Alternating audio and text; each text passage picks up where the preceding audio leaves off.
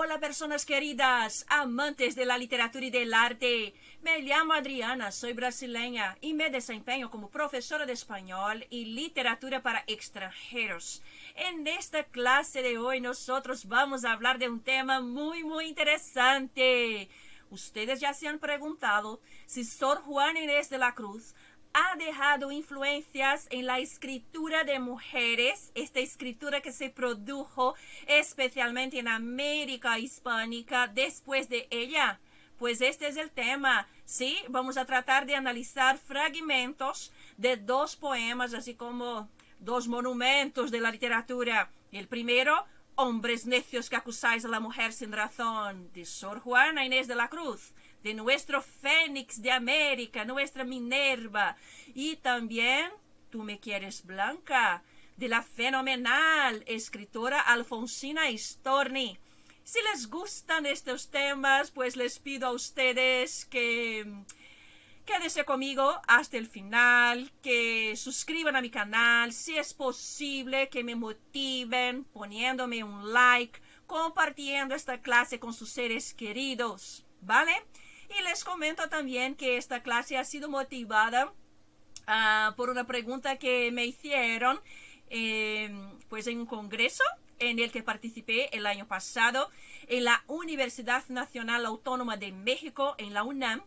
Y en la ocasión mi querida colega y amiga doctora Karen Cárdenas me preguntó cuál sería mi opinión sobre esto.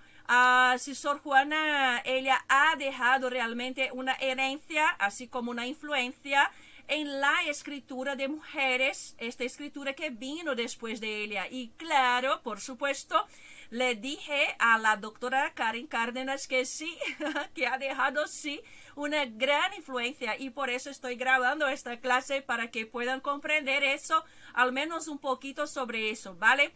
Seguramente necesitaríamos de un tiempo mucho más largo para tratar de una temática como esta tan elaborada, pero aquí les dejo algunas ideas, ¿vale? Sigamos adelante. Y entonces, ¿qué podemos hablar sobre esto? Primeramente, algunos acercamientos al tema. Este poema, Hombres necios que acusáis a la mujer sin razón, se trata de una redondilla que fue clasificada como una sátira filosófica. Ustedes pueden comprender esta sátira como una especie de discurso agudo y mordaz que va dirigido a alguien o algo y que tiene como objetivo censurar o ridiculizar a alguna persona de la sociedad o algún núcleo social, ¿sí? Algún tema que está, por ejemplo, propuesto al debate. El estilo es el barroco. Ustedes ya saben que Sor Juana es una exponente del siglo de oro, ¿verdad? Y nosotros podemos percibir en esta sátira la interpelación de la voz enunciadora que expone situaciones de desigualdad e injusticia vividas por las mujeres. Entonces, la voz enunciadora de Sor Juana problematiza la estructura patriarcal y los prejuicios hacia las mujeres. Así que podemos, por ejemplo, entresacar como el tema central del poema una crítica a las conductas masculinas ante el núcleo social femenino. ¿Cuál sería la posición de la voz enunciadora? Pues desde mi punto de vista me parece que esta voz deja muy claro su repudio a las formas de violencia, o sea, rechaza los modos de actuar de los hombres y los estereotipos masculinos, ¿vale? Entonces, vamos a hablar un poquito más sobre lo que es una redondilla. Les comento que este estilo poético posee una estructura métrica que fue muy popular durante el siglo de oro. Eso porque los poemas están compuestos por redondillas, por estos versos que eran muy fáciles de memorizar a causa de su lenguaje asequible para el público de manera general.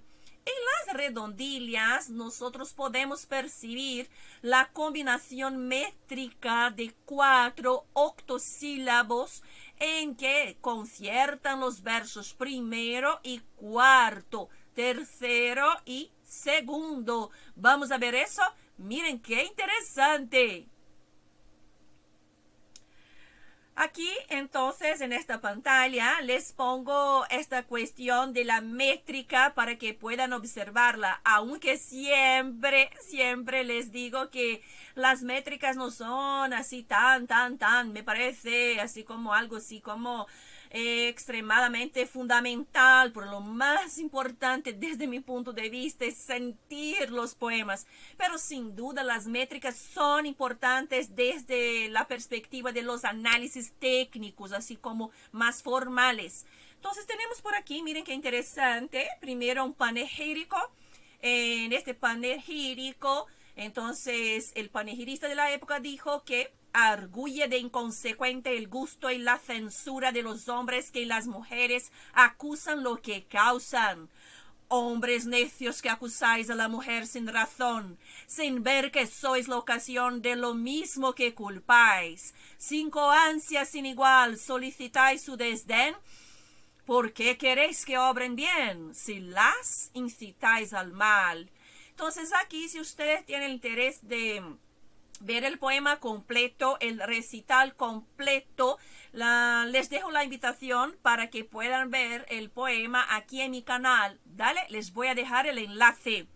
Entonces, podemos observar en este complejo juego de rimas algo como si ellas, como si estas rimas estuvieran abrazándose.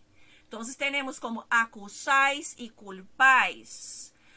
Razón con ocasión, igual con mal, desdén con bien. Entonces esto forma todo un ritmo que realmente me parece que contribuye para que el poema pueda fijarse en nuestra memoria, ¿verdad? O sea que nosotros nos quedamos con estos versos. Por eso estos versos de Sor Juana son realmente así como muy conocidos. La gente si escucha, yo creo que de una manera general ya va a indicar que son versos de Sor Juana, seguramente muy conocidos, muy populares, aunque haya una elaboración así como gigante, un monumento realmente en la elaboración de sus letras. En el componente retórico, argumentativo, pues a mí me interesa porque hay varias figuras de lenguaje. Como les estaba comentando, nosotros vamos a analizar solamente fragmentos de estos poemas. Dale, pues quedaríamos aquí con un video muy largo si nosotros estuviéramos analizando, digamos, los poemas de una manera completa en todos sus versos, sus estrofas. Entonces son fragmentos y a mí me interesa realmente en esta perspectiva del fragmento que he citado yo, observar el uso poético del apóstrofe, de esta figura de lenguaje que funciona como una especie de interpelación vehemente que va dirigida a los hombres, pues ellos son interpelados a reflexionar sobre sus conductas hacia las mujeres. Así que notamos un tono argumentativo, de perspectiva, así como acusatoria.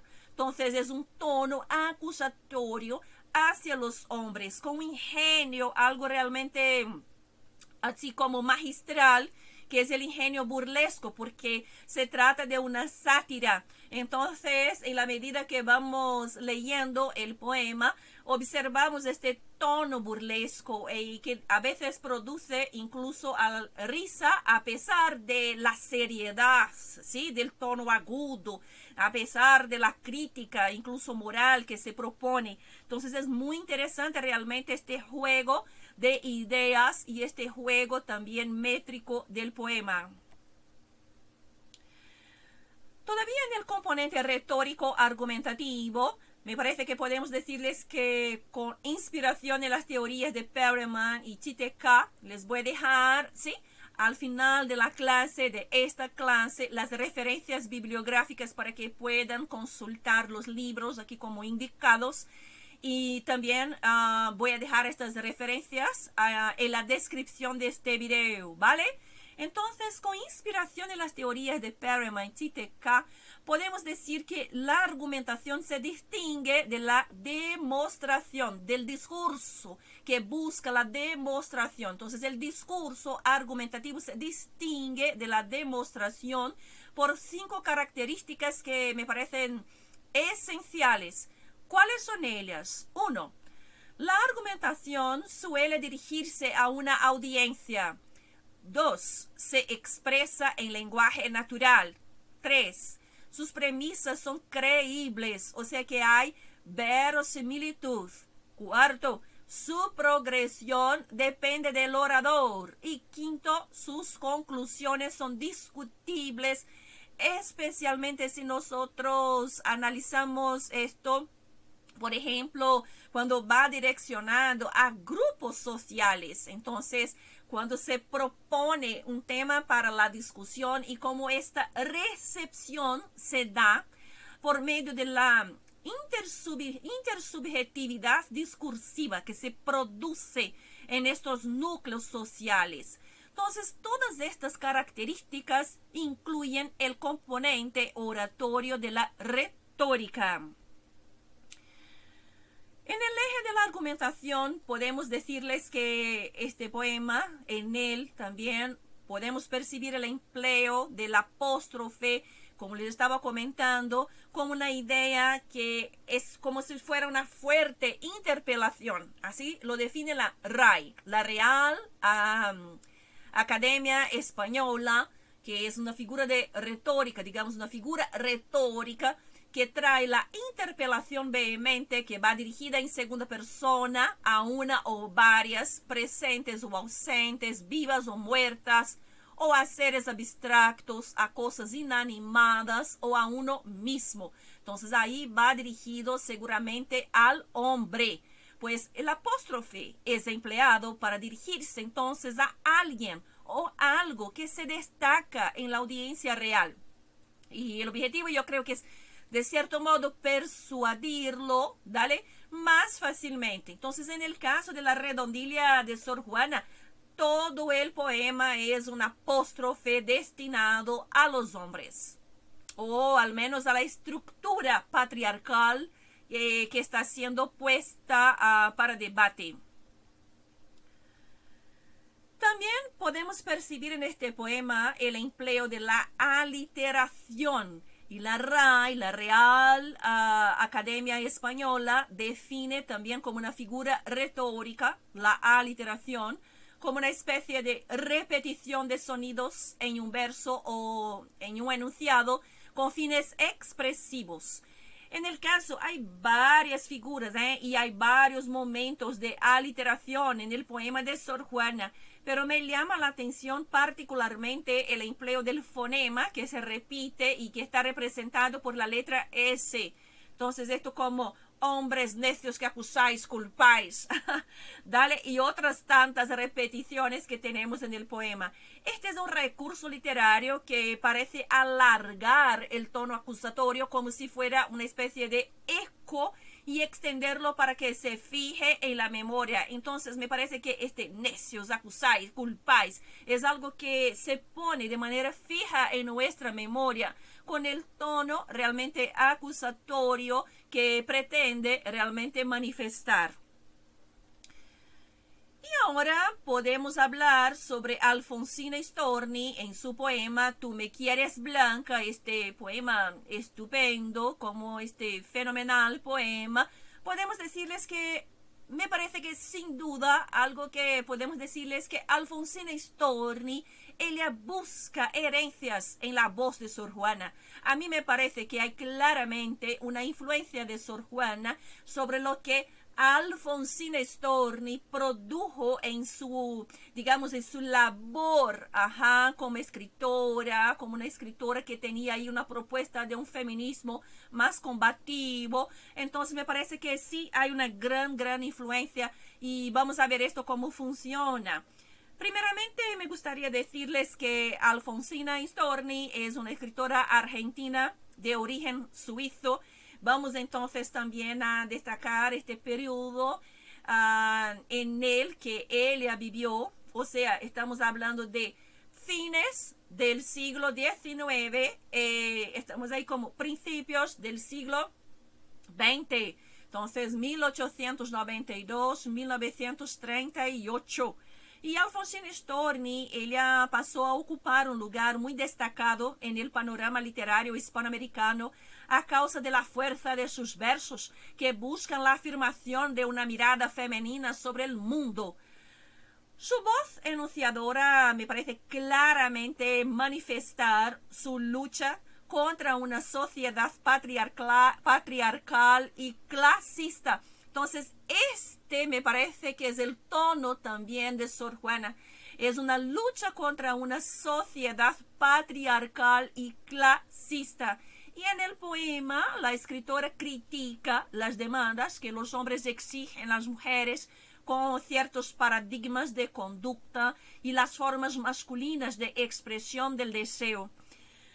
Algo muy interesante en este poema, Tú me quieres blanca, es justamente el tema de la blancura evocada por la voz poética de Alfonsina Storni, que desde mi punto de vista está relacionada a la virginidad o a la supuesta pureza exigida por los hombres, lo que ella critica de forma vehemente.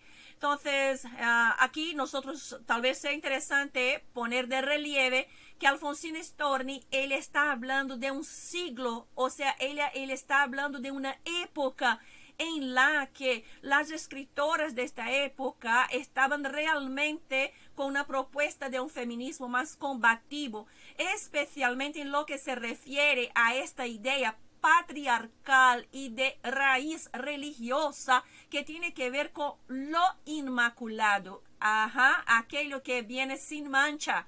Entonces, la virginidad y la asociación con la blancura me parece que está muy evidente en este poema. Entonces, aquí la voz enunciadora no está con aquella perspectiva, mejor con esta perspectiva de los temas de la blancura, como estamos abordando actualmente, o sea, con esta perspectiva racial. No, aquí estamos en un siglo en que todavía este tema me parece que no estaba así, digamos, en gran evidencia. Aquí estaba Alfonsina preocupada con realmente los estereotipos, los paradigmas, los modelos de conductas impuestos a las mujeres, especialmente en relación a su cuerpo, a la virginidad, y esta asociación con el tema religioso, con lo inmaculado, que desde la perspectiva religiosa tiene este tono también de blancura.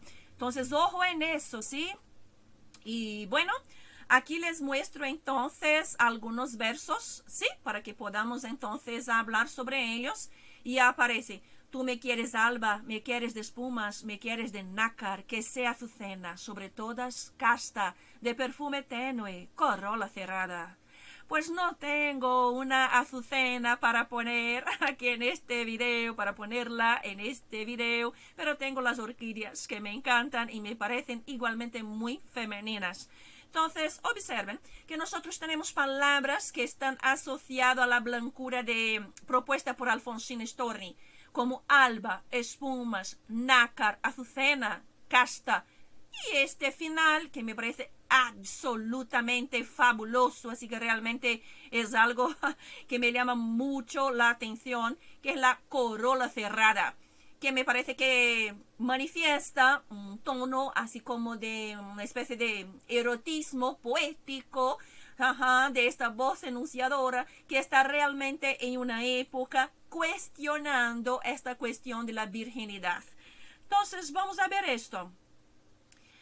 Claro, hay varias figuras de lenguaje, como en los poemas de Sor Juana, también en los poemas de Alfonsina Storni hay varias figuras de lenguaje, pero a mí me interesa observar el juego metafórico, entonces la metáfora que está presente, este juego metafórico que está presente como un elemento retórico que produce la traslación del sentido, el sentido como real, estricto, lo que sea, hacia una perspectiva figurada, como les estaba comentando yo.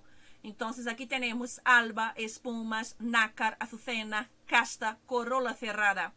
Les recuerdo que, definido por RAE, por la Real Academia Española, la corola en la botánica significa el segundo verticilo de las flores completas, situado entre el cáliz y los órganos sexuales y que tiene por lo común vivos colores.